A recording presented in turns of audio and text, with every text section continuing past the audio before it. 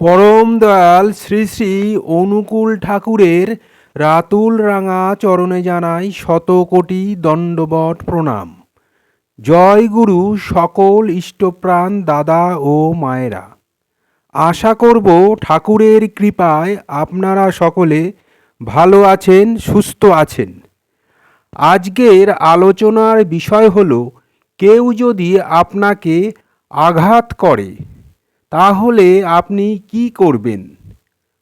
আমাদের যদি কেউ আঘাত করে, সাধারণত আমাদের প্রত্যাঘাত করতে ইচ্ছে করে, আর আমরা আমাদের মানসিক অবস্থার উপর দাঁড়িয়ে প্রত্যাঘাত করেও ফেলি। কিন্তু আমাদের ভাবতে হবে, আঘাতের পরিবর্তে যদি প্রত্যাঘাত করতেই হয়, তাহলে নিউটনের তৃতীয় নিয়ম অনুসারে আঘাত প্রত্যাঘাতের চেন রিয়াকশান চলতেই থাকবে। স্বভাবতই আমাদের মনে প্রশ্ন জাগে, তাহলে আমাদের কি করা উচিত? এই ব্যাপারে প্রথমেই জানতে হবে আঘাতের কারণগুলো কি। একটা মানুষ যে আমাকে আঘাত করছে, এই আঘাতের কারণটা আমাদের জানতে হবে। আঘাত পেলে যে আমাদের মনটা অশান্ত হয়, দুঃখ যন্ত্রণায় ভরে ওঠে, এর হাত থেকে কি করে আমরা রেহাই পেতে পারি? আঘাতের মূল কয়েকটি কারণ আছে। যেমন, মানুষ ভয় পেলে আঘাত করে, মানুষ ঈর্ষাপরায়ণ হয়ে আঘাত করে, মানুষ যখন মানসিক ভারসাম্য হারিয়ে ফেলে তখন আঘাত করে।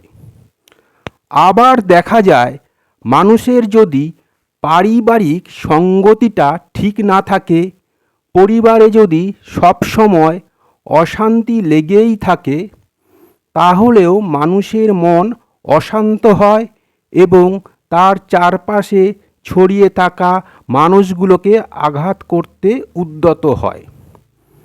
তাই এই কারণগুলো যদি আমরা বুঝতে পারি যে মানুষটি আমাকে আঘাত করছে, সে কেন আমাকে আঘাত করছে, এই কারণটা বুঝতে পারলেই আঘাতের পরিণতিতে মনে যে অশান্তি এবং দুঃখ যন্ত্রণার সৃষ্টি হয়, তার হাত থেকে আমরা রেহাই পেতে পারি। এই ব্যাপারে একটা ছোট ঘটনা আপনাদেরকে বলি।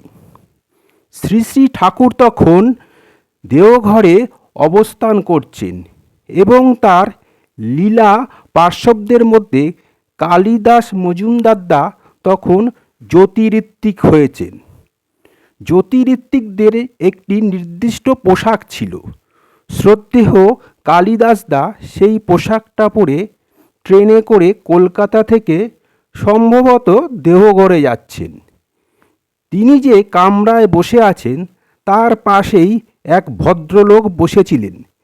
তিনি কালিদাসদার এই পোশাকটি দেখে উৎসুক হয়ে জিজ্ঞেস করলেন, মশাই, আপনি কোন সঙ্গের সাথে যুক্ত? তখন কালিদাসদা তার উত্তরে বললেন, আমি শ্রী শ্রী অনুকূলচন্দ্র সৎসঙ্গের সাথে যুক্ত। এই কথা শোনা মাত্রই ওই ভদ্রলোক অকথ্য ভাষায় শ্রী শ্রী ঠাকুরের নিন্দা করতে আরম্ভ করলেন। অনর্গলভাবে তিনি শ্রী শ্রী ঠাকুরের নিন্দা করতে থাকলেন। আর কালিদাসদা নির্বাক হয়ে শুনে যাচ্ছেন, কোনো উত্তর দিচ্ছেন না। বহু সময় ধরে নিন্দা করে তারপর শান্ত হয়ে একসময় ওই ভদ্রলোক থামলেন এবং কালিদাসদাকে জিজ্ঞেস করলেন, আপনি কেমন শিষ্য মশাই? আমি এতক্ষণ ধরে আপনার গুরুর নিন্দে করে যাচ্ছি, আর আপনি একটা কথাও বলছেন না, কোনো প্রতিবাদ করছেন না। তখন কালিদাসদা দরদ ভরা কণ্ঠে উত্তর দিলেন, দাদা, আপনি তো মনে হয় শ্রী শ্রী ঠাকুরকে কোনো দিন দেখেননি, আর তার সম্বন্ধে খুব একটা কিছু জানেন বলেও মনে হয় না। তবুও আপনি তার নিন্দে করছেন। এর থেকে প্রমাণিত হয় আপনি ভালো নেই। আপনার মনের মধ্যে অনেক দুঃখ যন্ত্রণা আছে। আপনার পারিবারিক সঙ্গতি ঠিক নয়। আপনার পারিবারিক বাঁধনটা ভীষণ পলকা। এই মানসিক পরিস্থিতির উপর দাঁড়িয়ে আপনি এই ধরনের নিন্দা করতেই পারেন। সেই জন্যই আমি এর কোনো উত্তর দিচ্ছি না, কারণ আপনি এতক্ষণ ধরে যা বলে গেলেন তাতে আমার গুরুর নিন্দে করলেন না। আপনি আপনার মানসিক অবস্থা প্রকাশ করলেন মাত্র। এই কথা শুনেই ওই ভদ্রলোকের চোখ দিয়ে জল বেরিয়ে গেল এবং তিনি কালিদাসদাকে বললেন, আপনি ঠিক কথাই বলেছেন। সত্যি দাদা, আমি ভালো নেই, আমার মানসিক অবস্থা ভালো নেই। তারপর তিনি তার পারিবারিক অনেক কাহিনী কালিদাসদাকে অনেক সময় ধরে বিবৃত করলেন। কালিদাসদাও যথাসম্ভব তার এই পরিস্থিতি থেকে কী করে বেরিয়ে আসা যায় সেই সম্বন্ধে তাকে কিছু নির্দেশ দিলেন। এইভাবেই তাদের সখ্যতা জমে উঠল। পরবর্তীকালে ওই ভদ্রলোক শ্রী শ্রী ঠাকুরের চরণে আশ্রিত হয়েছিলেন। তাই আমরা যদি যে মানুষটি আঘাত করছে তার মানসিক অবস্থাটা বুঝতে পারি, তাহলে কখনোই সেই আঘাতের বিনিময়ে প্রত্যাঘাত করতে ইচ্ছে জাগবে না এবং সেই আঘাত পেয়ে মনে কষ্ট খুব কম হবে। তবে হ্যাঁ, যারা জন্মগত ভ্রষ্ট তাদের সাথে দরদি ব্যবহার করে খুব একটা সাফল্য লাভ করা যাবে না। একমাত্র ভয় দেখেই তাদের থামানো যায়। তবে এটা ব্যতিক্রমী ব্যাপার। এই ব্যাপারে শ্রী শ্রী ঠাকুরের নির্দেশ কেমন ছিল তার একটা ঘটনার কথা জানাই। তখন পাবনা থেকে সবেমাত্র দেহগড়ে আসা হয়েছে। কিছুকাল অতিক্রম করার পরে সৎসঙ্গটি তখন চতুর্দিক ছড়িয়ে পড়েছে। দূর দূরান্ত থেকে, দেশের বহু প্রান্ত থেকে বহু মানুষ ছুটে আসছে ঠাকুরের সান্নিধ্য পাওয়ার আশায়। এই দেখে দেহগড়ের স্থানীয় গুটি কয়েক মানুষ ঈর্ষাপরবশ হয়ে দেহগড়ের একটি টাঙ্গা চালককে নিয়োজিত করলেন শ্রী শ্রী ঠাকুরকে অশ্লীল ভাষায় গালাগাল করার জন্য। তাকে মদ খাইয়ে শ্রী শ্রী ঠাকুরের সামনে পাঠানো হলো। সেই লোকটি ঠাকুরের সামনে এসে দাঁড়িয়ে অকথ্য ভাষায় ঠাকুরকে গালাগালি করতে আরম্ভ করল। স্বভাবতই শ্রী শ্রী ঠাকুরের পাশে যে পার্শ্বদরা ছিল তারা রাগে অগ্নিশর্মা হয়ে উঠলেন। এই মারে কি সেই মারে।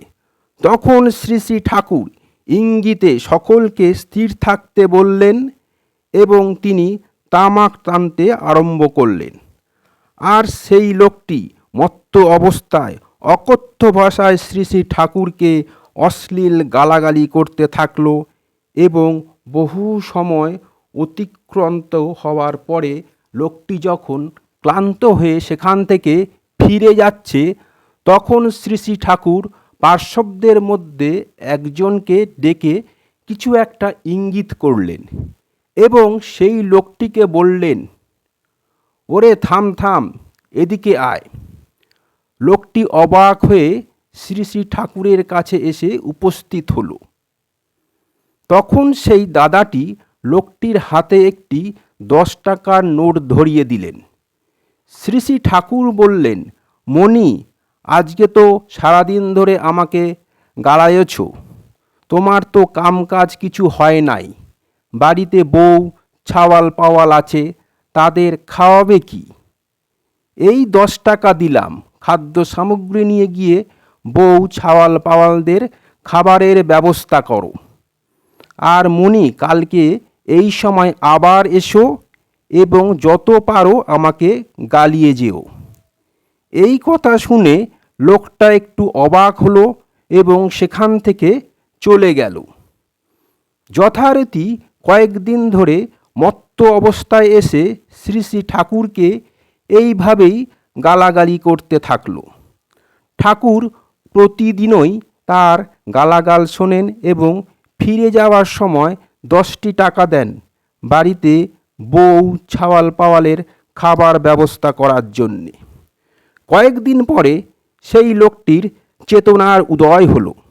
তখন সে অশ্রুভরা নয়নে শ্রী শ্রী ঠাকুরের চরণে নিজেকে নিবেদন করল এবং বলল, বাবা, আমার গুস্তাখি মাফ করিয়ে দিন।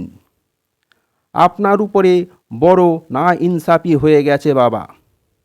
ওই লোক আমাকে শিখায়ে পাঠায়ে দিল, আমি কি করব বাবা, আমাকে ক্ষমা করিয়া দিন বলে সে কাঁদতে লাগল।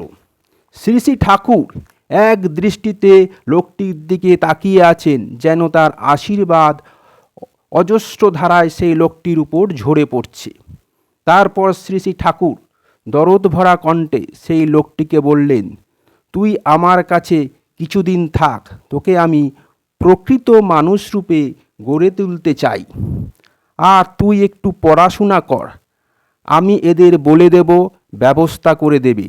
তুই পড়াশোনা কর, তুই অনেক বড় হবি। তারপর যথারীতি লোকটি ঠাকুরের সান্নিধ্যে থাকতে লাগলো এবং দাদাদের বলে ব্যবস্থা করে দিলেন তার পড়াশোনার। ক্রমে ক্রমে সে পড়াশোনায় উন্নতি করতে লাগলো এবং উচ্চ ডিগ্রিধারী হয়ে শোনা যায় শ্রী শ্রী ঠাকুরের প্রচার উদ্দেশ্যে সে আমেরিকা পর্যন্ত গিয়েছিল। এই হচ্ছে ঠাকুরের ট্রিটমেন্ট। যে মানুষটি এসে শ্রী শ্রী ঠাকুরকে আঘাত করল, শ্রী শ্রী ঠাকুর তার এইভাবে ট্রিটমেন্ট করলেন।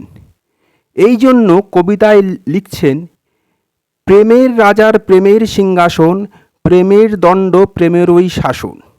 এই কথাগুলো যদি মনে রেখে মেনে চলতে পারি, তাহলে আমরা আঘাত পেলেও মনে কষ্ট হবে না এবং প্রত্যাঘাত করতে ইচ্ছে হবে না। কারণ আমরা যদি আঘাতের প্রত্যাঘাত করি, তাহলে কর্মফলের সৃষ্টি করা হয়ে যাবে, আর সেই কর্মফল আমাদেরও ছাড়বে না, সেই কর্মফল আমাদেরও ভোগ করতে হবে। এই কথাটি মনে রেখে যেন আমরা চলতে পারি, তাহলে হাজারো আঘাত পেলেও আমাদের মন সর্বদাই শান্ত থাকবে। আজকের ভিডিওটা এখানেই শেষ করলাম। আশা করব ভিডিওটা আপনাদের ভালো লাগবে। ভিডিওটা ভালো লাগলে লাইক করবেন, বেশি বেশি করে শেয়ার করবেন, যাতে আরও অনেকে উপকৃত হন। আমার চ্যানেলটা সাবস্ক্রাইব করবেন এবং আমার পাশে থাকবেন। এরকম আরও অনেক অজানা ঠাকুরের তথ্য নিয়ে যাতে হাজির হতে পারি। সবাই ভালো থাকবেন, সুস্থ থাকবেন, আনন্দে থাকবেন। ঠাকুরের কাছে এই প্রার্থনা করি, ঠাকুর সর্বদাই আপনাদের যেন ভালো রাখে। কালকে আবার অন্য ভিডিও নিয়ে হাজির হব। জয় গুরু, বন্দে পুরুষোত্তমম।